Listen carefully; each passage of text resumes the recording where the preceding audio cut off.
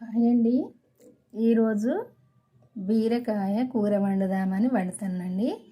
ఈ బీరకాయలు చాలా పొడుగ్గా ఉన్నాయి, అందుకే ఇట్లా మధ్యలో కట్ చేసి పైన ఉన్న పొట్టు అయితే తీసిన, ఇట్లా చివర్లు అయితే కట్ చేసిన. ఏ కూరగాయలైనా ఎక్కువసేపు చాలా వాటర్తో కడుక్కోండి, ఎందుకంటే మందులు కొడతారు కాబట్టి చాలాసేపు కడుక్కోవాలి, చాలా వాటర్ పోసి కడుక్కోవాలి. ఏ కూరగాయలైనా కడుక్కున్నాకనే మనము కూర వండుకోవాలి. ఇప్పుడైతే ఇవైతే శుభ్రంగా కడిగిన చాలాసేపు, ఎందుకంటే ఈ పొడుగున్నాయని సంబరం కాదండి, అంటే సంబరపడవలసింది కాదు, ఎందుకంటే ఇవన్నీ మందులతోటే పండుతున్నాయి కాబట్టి పొడుగ్గానైనా ఉంటాయి, పచ్చగానైనా ఉంటాయి, తాజాగానైనా ఉంటాయి. అందుకే మనము ఎక్కువసేపు కడుక్కోవాలి. సరేనా? ఇవైతే కట్ చేస్తానండి. ఇప్పుడు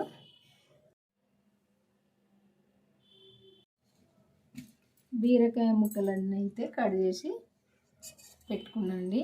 ఇప్పుడు కూర వండడం స్టార్ట్ చేద్దాము.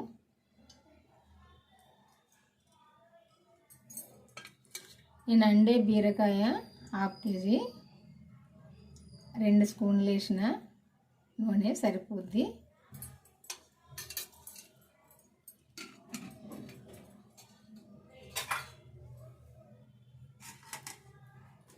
తాలింపు వేసుకుందాము. ఇవి నేనేంటంటే ఈ వెల్లిపాయలు ఇవన్నీ ఎందుకు వేస్తానంటే, ఇందులో కొద్దిగా పెసరపప్పు వేస్తాను. పెసరపప్పు వేసుకున్నప్పుడు కొంచెం ఎల్లిపాయలు ఎక్కువనే వేసుకోవాలి, వేసుకుంటేనే మంచి టేస్ట్ ఉంటుంది.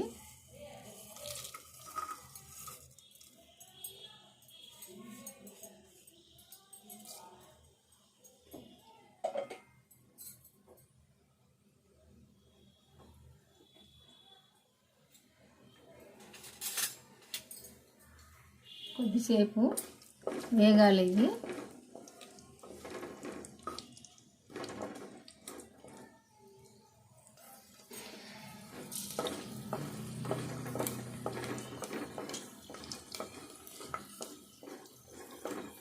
ఎల్లిపాయలు కొంచెం దూరగా వేగాలి.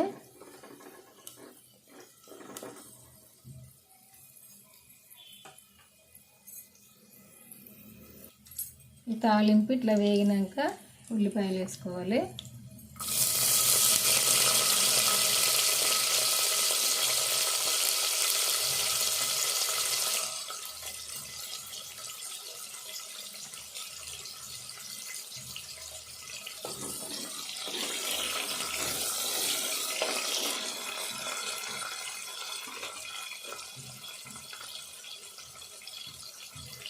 ఇప్పుడు పచ్చిమిర్చి వేసుకుందాము. నేను ఒక 8 పచ్చిమిర్చి కడిగి వేసిన.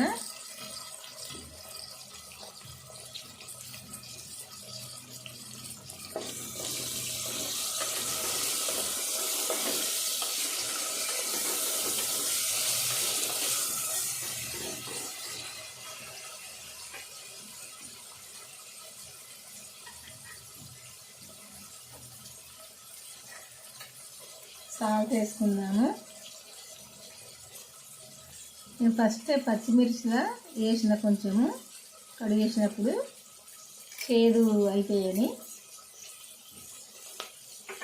టేస్ట్ చూసినాక వేసుకుందాము, అందుకే ఒక ఆప్షన్ చేసిన.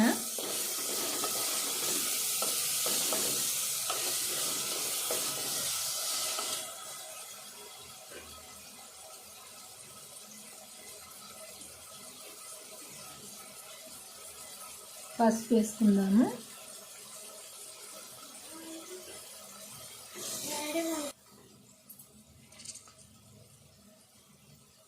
ఇప్పుడు కొంచెం కరివేపాకు వేసుకుందాము. నేను అన్ని కూరల్లో కరివేపాకు వేయనని చెప్తా కదా, ఇది టమాటా ఇందులో బీరకాయల పప్పు వస్తున్నా కాబట్టి కరివేపాకు వేసుకోవాలి, పప్పు ఉంటుంది కాబట్టి వేసుకోవాలి, అందుకే వేసిన.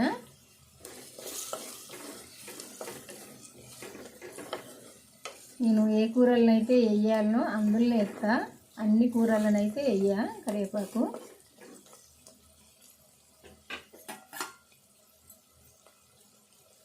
ఇప్పుడు అల్లము వెల్లుల్లి పేస్ట్ వేసుకుందాము.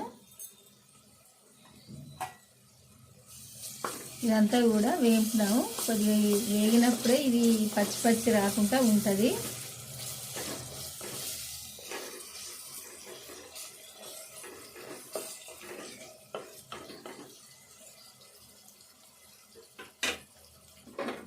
ఇప్పుడు పెసరపప్పు వేసుకోవాలి. నేను పెసరపప్పు బీరకాయ వండుతున్నా. కొంచెం పెసరపప్పు వేసి వండుదామని వండుతున్నా. ఎందుకంటే ఈ పెసరపప్పు కూడా వేగాలి. కొద్దిసేపు ఈ తాలింపులో వేగినప్పుడే మంచుకుంటుంది. ఎందుకంటే పచ్చిపప్పు కదా, ఇది నామనామగా వస్తుంది పచ్చి పచ్చిగా. అందుకే కొద్దిసేపు వేగితే మంచుకుంటుంది. కొద్దిసేపు అయితే తాలింపులో వేపుదాం. ఇది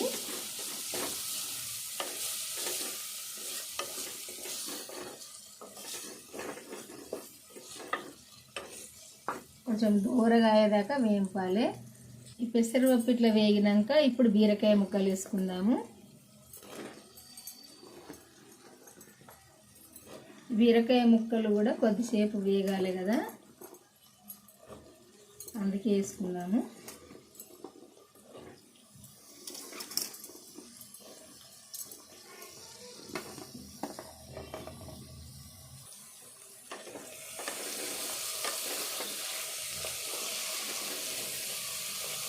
ఇదంతా కలిసేటట్టు ఒకసారి కలుపుకోవాలి. ఎందుకంటే బీరకాయ ముక్కలు కూడా కొద్దిసేపు వేగాలి ఈ తాలింపున.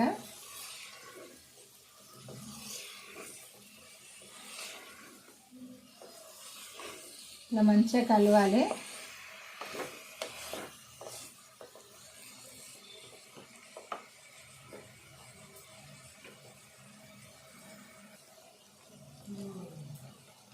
ఇప్పుడు ఈ బీరకాయ ముక్కలు ఇట్లా వేగినాక చిన్నవి 2 టమాటాలు కట్ చేసిన వేసుకుందాము.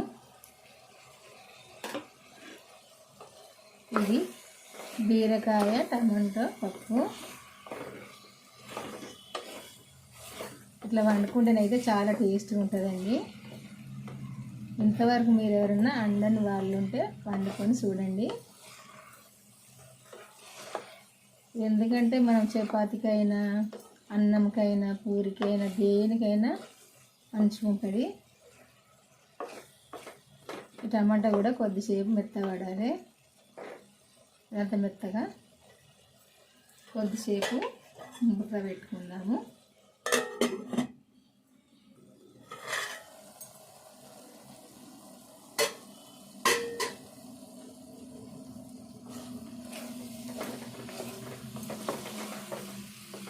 అంత ఒకసారి కలుపుకుందాము.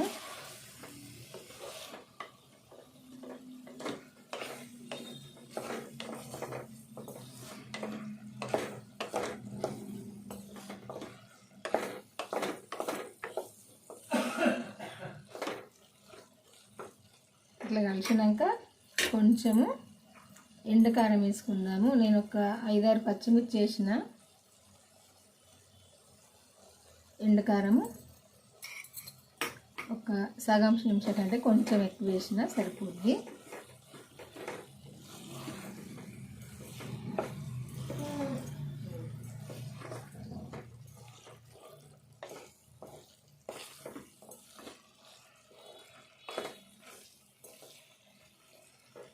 కొద్దిసేపు మళ్ళీ మూత పెట్టుకుందాము.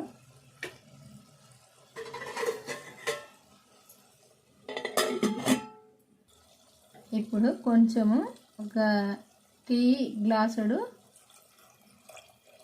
వాటర్ వేసుకుందాము.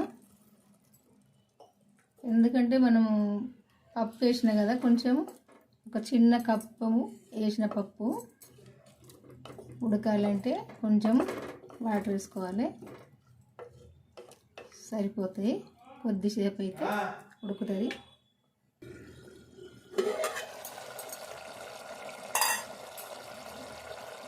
ఇప్పుడు ఇట్లా ఈ ఆయిల్ అంతా పైకి వచ్చింది కదా, ఈ కూర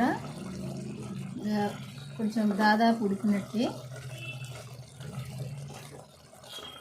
ఇంకా కొద్దిసేపు ఉడికితే అయిపోయినట్టే.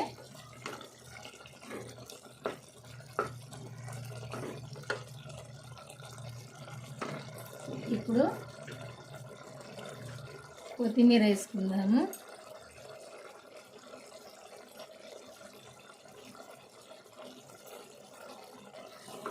కొత్తిమీర కూడా కొద్దిసేపు ఉడకాలి. ఉడికినప్పుడే ఈ కూర ఈ సూపు లేకుండా దగ్గరికి వస్తుంది.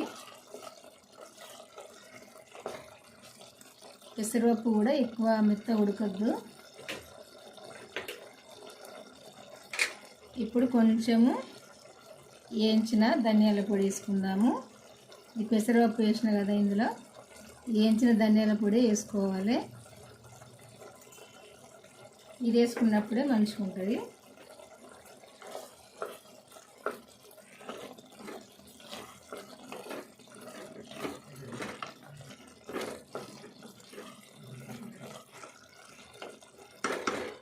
కొద్దిసేపు ఉడకాలి. ఈ బీరకాయ పప్పు అయితే అయిపోయిందండి. ఇట్లా వండుకుంటేనైతే చాలా టేస్ట్గా ఉంటుంది.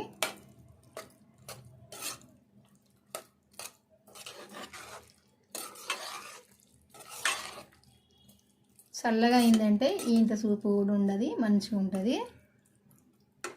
చూస్తే బాగుంది కదా, తింటే సుత చాలా కమ్మగా ఉంటుంది. మరి నేను వండిన ఈ బీరకాయ పప్పు కనుక మీ అందరికీ నచ్చింది అనుకుంటా. నచ్చితే ఒక లైక్ చేసి మన ఛానల్ అయితే సబ్స్క్రైబ్ చేసుకోండి. చేసుకునే వాళ్ళు ఉంటే మర్చిపోకుండా రోజైతే మన ఛానల్కి వెళ్ళి నేను పెట్టిన వీడియోలు అయితే చివరి దాకా చూడండి. చూసినప్పుడే మీకు తెలుస్తుంది ఎట్లా వండడం అన్నది. బాయ్ అండి, ఉంటా. మరి మళ్ళీ వంటతో కలుద్దాము.